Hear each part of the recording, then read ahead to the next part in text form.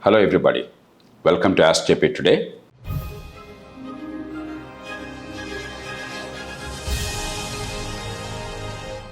Let's take the first question. It's from Vishal Korutla in Telangana. He's an IT professional. Yes, Vishal, please go ahead. Hi, sir. My name is Vishal, working as an IT professional. My question is uh, even the governments are providing free education for the particular communities based on the reservation categories, and also few minimal examination fees also, or examination fee exemptions for few communities.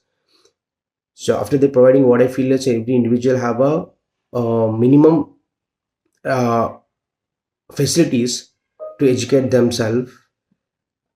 So that is another point. So they're getting all the facilities to uh, gain the knowledge or study.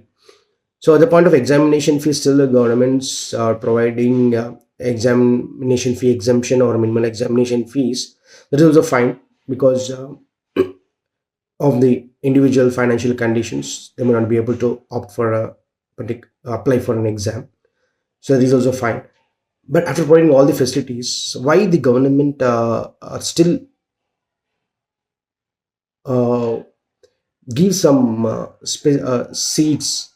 I mean, reservations for particular communities, dividing into different one.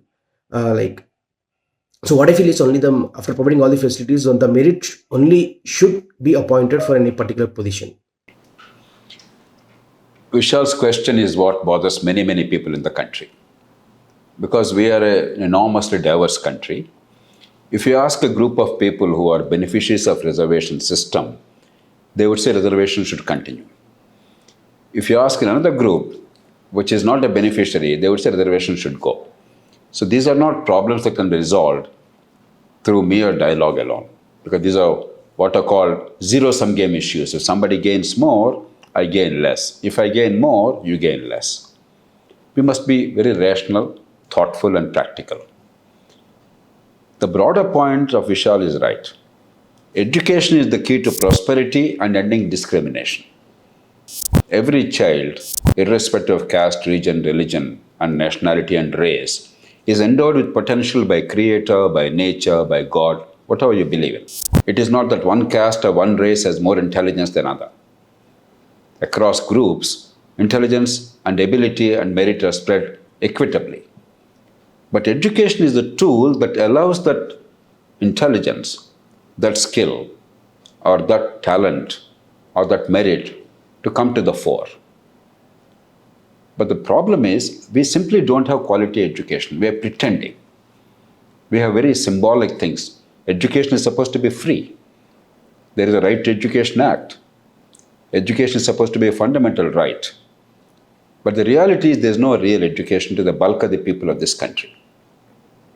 And therefore, you have degrees and certificates without the ability to be productive in society. And instead of governments focusing on improving the quality of education, enhancing the capacity of the people, and giving them an opportunity to be economically self-sufficient or to rise to their full potential, we are simply using reservation as a political tool for social mobilization. All parties across the board, instead of focusing on actually improving the human condition, are using these tools for political advancement.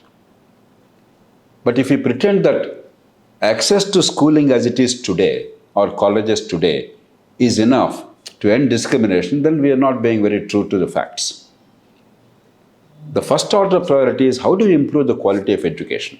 Umpteen number of times we discussed in Ask JP and other fora, Indian education is one of the worst in the world. In global rankings, out of 74 entities and countries, our school education at the age of 15, it was 73rd, second from bottom. Only Kyrgyzstan out of the list of those countries is worse than India in terms of real outcomes, meaningful outcomes in school education.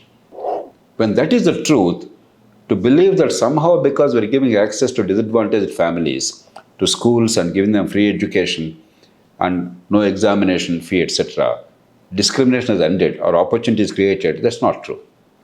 So the challenge is, how do you create quality education available to everybody?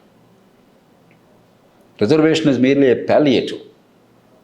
It is merely a political tool to keep the society together for the time being. It is not really giving an opportunity to the deprived sections in a meaningful way. So the first order priority is quality school education available to every single child, irrespective of circumstances of birth and means.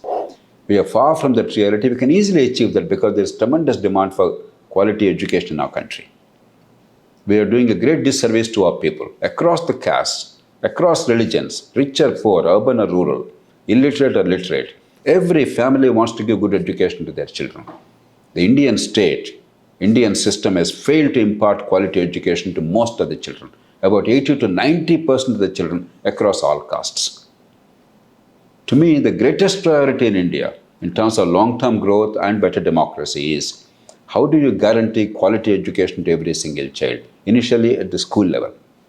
Once school level 10, 12 years of education is available, then higher education we'll see later. But school level, without worrying about the means, every child must get quality education. A lot of work needs to be done. The national education policy is on the right track, but making a good policy at the national level in a diverse federal country is not enough. We have to actually make it happen in reality, in each school, in respect of every single child.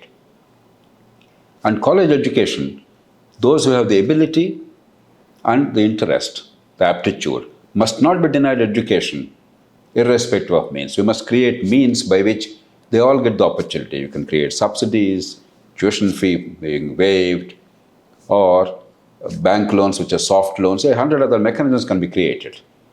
But once you really give education which is useful, which makes them productive members of society, then slowly we can think of what to do about reservations. But until that time, reservation is more a political tool to keep the society together rather than a genuine economic tool to empower communities and bring about equality. This happened largely because of our educational failure in the country. And this is not adequately realized. We think we are very good in education because we see a Sundar Pichai or a Satya Nadella or somebody else who is doing well in multinationals. We are forgetting that these are the products not of our education system, but despite our education system, a few people are flowering because of the parental situation, their own intelligence and hard work, the good teachers, and sheer luck. But the bulk of the children are getting very substandard education, which does not allow them to be meaningful players in a modern society, economically or socially. Until that time, we have to struggle with this problem. Meanwhile, we can do a few things. If a district magistrate's child, an IAS officer's child, a minister or MLA or MP's child gets reservation on the basis of caste, despite the parents achieving certain level of success or economic prosperity, then you are actually doing disservice to the genuinely poor and deserving kids in the disadvantaged families.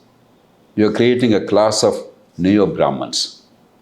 Somebody who got an advantage of reservation is now guaranteeing that his children will get preferential treatment at the cost of the rest of the children in his own community. Some of these things must be addressed honestly.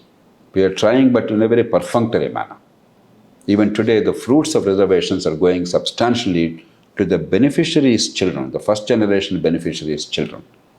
And the bulk of the truly poor kids from the deprived sections are not really getting the benefit of reservation. So let's not treat this as a fight between those with the reservation and those without reservation. Let's take this as a challenge to enhance human capacity in this country. Because improved quality education and access to it to every single child is vital for economic prosperity, vital for social equality, vital for citizenship. It's vital for nation building. Without that, there cannot be a modern nation state. Our greatest tragedy in this country is, despite our tall talk, constitutional aspirations, and a lot of resources devoted to education, our educational outcomes are appallingly bad. Address that, a lot of problems can be addressed.